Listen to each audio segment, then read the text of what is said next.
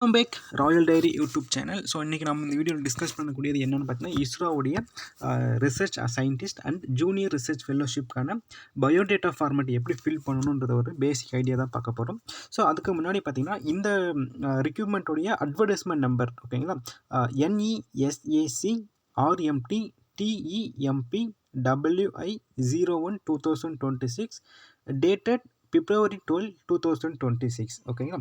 ISRO centre பார்த்தீங்கன்னா north eastern space application centre NESAC, location Meghalaya, area of work nature of work வந்து research scientist and junior research fellowship. So அந்த போஸ்ட்டுக்கான biodata format வந்து நம்ம fill பண்ண போகிறோம். நீங்கள் நம்ம சேனலுக்கு புதியவராக இருந்தீங்கன்னா நம்ம சேனலுடைய ரீசன்ஸ் எல்லாம் செக் பண்ணி பாருங்கள். நம்மளுடைய ரா அண்ட் ரியல் கண்டென்ட் இஸ்ரோ ரிலேட்டடாக இருக்கிற அப்டேட் உங்களுக்கு பிடிச்சிருந்தால் மட்டும் சப்ஸ்கிரைப் பண்ணி சப்போர்ட் பண்ணுங்கள். இப்போ பாருங்கள், உங்களுக்கான அப்படியே இந்த பயோடேட்டா ஃபார்மேட்டை வந்து நான் லிங்க்கை வந்து டிஸ்கிரிப்ஷனில் கொடுத்துட்றேன், நீங்கள் யூஸ் பண்ணிக்கோங்க. அதுக்கப்புறம் இப்போ வந்து ரீசெண்ட் பாஸ்போர்ட் ஸ்பேஸ் ஓகேங்களா. பார்த்திங்கன்னா உங்களுக்கு வந்து நீங்கள் பாஸ்போர்ட் வந்து ரீசெண்ட் லெஸ் தென் 6 மந்த்துக்கு முன்னாடி எடுத்து தான் இருக்கக்கூடாது. ஸோ ரீசெண்டாக எடுத்து தான் இருக்கணும். ப்ளஸ் வந்து அந்த ஃபோட்டோ வந்து பார்த்திங்கன்னா 3x ஓகேவா, 3x5 ஓகே, 3x4x2 அந்த ரேஷியோவில் வந்து நீங்கள் வந்து பாஸ்போர்ட் சைஸ் போஸ்ட்டை வந்து நீங்கள் வந்து கரெக்டாக எடுத்துக்கணும். உங்களுக்கு அட்வர்டைஸ்மெண்ட் நம்பர், ஸோ நான் அட்வர்டைஸ்மெண்ட் நம்பர் ஆல்ரெடி சொல்லியிருந்தேன், நானும் அது கொடுத்துறேன், டிஸ்கிரிப்ஷனில் கொடுக்குறேன், நீங்கள் யூஸ் பண்ணிக்கோங்க. அப்புறம் வந்து பொசிஷன் அப்ளைடு ஃபார், நீங்கள் ரிசர்ச் சயின்டிஸ்ட் அப்ளை பண்ணுறீங்களா இல்லை ஜூனியர் ரிசர்ச் ஃபெல்லோஷிப்க்கு அப்ளை பண்ணுறீங்களா, அதுதான் அங்கே மென்ஷன் பண்ணணும். போஸ்ட் கோடு, ஸோ இந்த ஒவ்வொருத்துக்கும் ஒரு போஸ்ட் கோடு கொடுத்துருப்பாங்க. ரிசர்ச் சயின்டிஸ்ட்னா அதுக்கு ஒரு போஸ்ட் கோடு இருக்கும், ஜூனியர் ரிசர்ச் ஃபெல்லோஷிப்னா அதுக்கான ஒரு போஸ்ட் கோடு இருக்கும். அந்த கோடு நீங்கள் வந்து என்டர் பண்ணுற மாதிரி இருக்கும், சரிங்களா. ஸோ அடுத்துக்கு தான் நீங்கள் ரொம்ப கேர்ஃபுல்லாக நீங்கள் வந்து ஃபில் பண்ணுற மாதிரி இருக்கும். ஃபஸ்ட்டு வந்து name of the block letters, உங்களுடைய நேம் 10th டீஸில் எப்படி இருக்குதோ ஸோ அதே மாதிரி டைப் பண்ணுங்கள். உங்களுக்கு ஸ்மால் லெட்டரில் இருந்துச்சுன்னா ஸ்மால் லெட்டர்லேயே டைப் பண்ணுங்கள், கேப்சல் லெட்டர் இருந்துச்சுன்னா கேப்சல் லெட்டர்லேயே எழுதுங்க. ஸோ ஃபஸ்ட்டில் இனிஷியல் வந்து முன்னாடி இருக்குதுங்களா இல்லை பின்னாடி இருக்குதா, இனிஷியலே இல்லையா, ஷோர் நேம் எங்கே இருக்குன்றது உங்களுடைய 10th மார்க் ஷீட்டில் என்ன இருக்குதோ நேம் அப்படியே எழுதிடுங்க. பிளாக் லெட்டரில் எழுதணும், அதாவது கேப்சல் லெட்டரில் நீங்கள் ஃபில் பண்ணுற மாதிரி இருக்கும். ஸோ அடுத்து வந்து உங்களுடைய date of birth, okay, date of பர்த்தும் நீங்கள் வந்து உங்களுடைய 10th மார்க் ஷீட்டில் என்ன டேட் ஆஃப் பர்த் இருக்கோ அதை மட்டும் நீங்கள் என்டர் பண்ணுங்கள். ஸோ வேறு எந்த ப்ரூஃப் இருக்கிறதும் நீங்கள் என்டர் பண்ணாதீங்க. 10th மார்க் ஷீட்டில் இருக்கிறது மட்டும் என்டர் பண்ணுங்கள். நீங்கள் பிஃபோர் 2012க்கு முன்னாடி, ஓகே, 12க்கு முன்னாடி பிறந்திருந்தீங்கன்னா நீங்கள் வந்து 10th மார்க் ஷீட்டை கொடுங்க.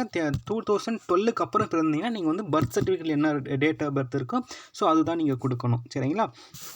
அடுத்து ஜெண்டரை வந்து பொறுத்த வரைக்கும் நீங்கள் ஃபீமேலாக மெயிலாக டிரான்ஸ்ஜெண்டர்ன்றதை வந்து மென்ஷன் பண்ணிவிடுங்க. நேஷ்னாலிட்டி நம்ம இந்தியனா பூடானா நேபாளான்றதை வந்து மென்ஷன் பண்ணிவிடுங்க.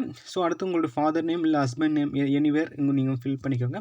ஸோ அட்ரஸ் ஃபார் கரஸ்பாண்டிங், ஓகேவா. கரஸ்பாண்டுனா இப்போ நான் வந்து ஒர்க்கிங் பண்ணிட்டு இருக்கிற இடம், நான் வந்து இப்போ இங்கே தங்கிட்டு இருக்கேன், இந்த இடத்துல தான் நான் வந்து இப்போ கொஞ்சம் நல்லா இருக்கிறேன், சமீபத்தில் இங்கே தான் இருக்கேன், எனக்கு எதாக இருந்தாலும் இங்கே என்ன கம்யூனிகேட் பண்ணுங்கன்னு சொல்லி கொடுக்குறது தான் இந்த கரஸ்பாண்டிங் அட்ரஸ்ஸு. அடுத்து வந்து நியரஸ்ட்டு ரயில்வே ஸ்டேஷன்னா நீங்கள் எங்கே இருக்கீங்க, உங்களுக்கு நியர்பை ரயில்வே ஸ்டேஷன் எங்கே, பர்மனெண்ட் அட்ரஸ்லேருந்து நீங்கள் நியர்பை கொடுத்தாலும் சரி இல்லை கரஸ்பாண்டிங் அட்ரஸ்லேருந்து நியர்பை கொடுத்தாலும் சரி.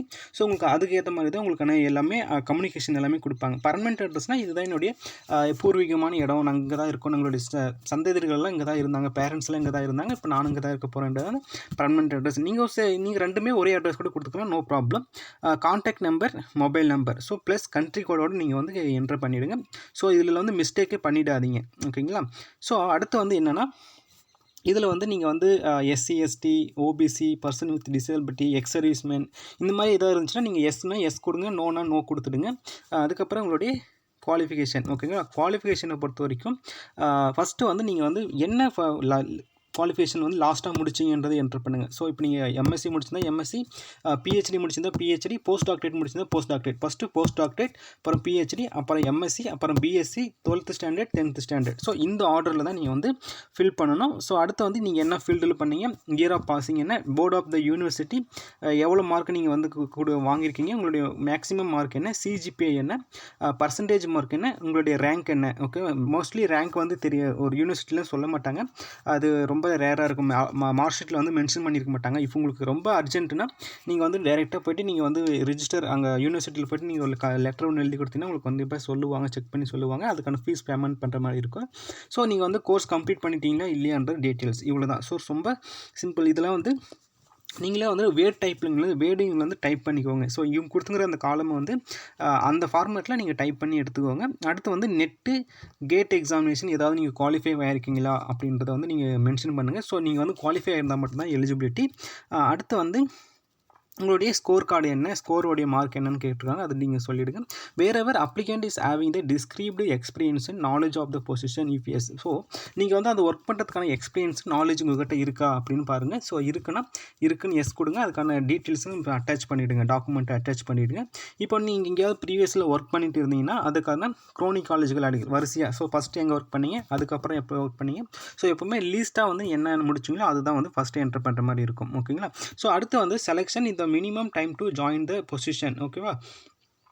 If they selected within the 72 hours, maximum 72 ஹவர்ஸில் நாங்கள் ஜாயின் பண்ணிவிடுவோம் அப்படின்னு சொல்லிடுங்க. சரிங்களா. ஏன்னா நான் வந்து என்னுடைய 2023 அந்த பீரியடில் வந்து இன்டர்வியூ அட்டன் பண்ணும்போது, வால்க்-இன் டிரைவ் இன்டர்வியூ அட்டன் பண்ணும்போது நான் அந்த மாதிரி தான் சொல்லியிருந்தேன். Within 72 hours after the receive the selection confirmation selection list selection copy order copy after அந்த 72 hours I will join the institution அப்படி போட்டிருந்தேன். ஸோ அந்த வந்து நீங்கள் மென்ஷன் பண்ணிவிடுங்க. ஸோ 1 வீக்னா 1 வீக், 1 மந்த்னா 1 மந்த், 3 மந்த்னா 3 மந்த், 2 டேஸ்னா 2 டேஸ்ன்றதை மென்ஷன் பண்ணிவிடுங்க. அடிஷ்னலாக உங்களுக்கு ஏதாவது இருக்குது, ரெஃபரன்ஸ் இருக்குன்னா ரிலவெண்ட்டான அடிஷ்னல் அதில் இருந்தால் கொடுத்துடுங்க. ஓகேங்களா. ஸோ அதுக்கப்புறம் டிக்ளரேஷனில் as யூஷுவலாக hereby the certified that the following is information correct and the best knowledge of my belief. I have the supported the represent material fact or factual information about the statement. இதை முடிச்சிட்டிங்கன்னா உங்களுடைய date plus கேண்டிடேட்டுடைய signature, அவ்வளோதான். So ரொம்ப simple process தான். நீங்கள் இதை அப்படியே வந்து English or Hindi இது எல்லாம் ஒன்றுத்தில் வந்து நீங்கள் வந்து வேட்டில் போட்டு டைப் பண்ணி எடுத்து நீங்கள் வந்து அட்டாச் பண்ணி நீங்கள் வந்து வச்சுக்கோங்க. So date of the interview டைமில் நீங்கள் அவங்ககிட்ட ஆஃபீஸில் வந்து ஃபார்ம் கொடுப்பாங்க, அதை வாங்கி ஃபில் பண்ணி நீங்கள் கொடுத்துடுங்க. ஸோ உங்களுக்கு இது எதனா மோர் தென் டவுட் ஏதாவது இருந்துச்சுன்னா நீங்கள் கமெண்ட் செக்ஷன் சொல்லுங்கள், நம்ம ஃபர்தராக டிஸ்கஸ் பண்ணலாம். தேங்க்யூ ஃபார் வாட்சிங்.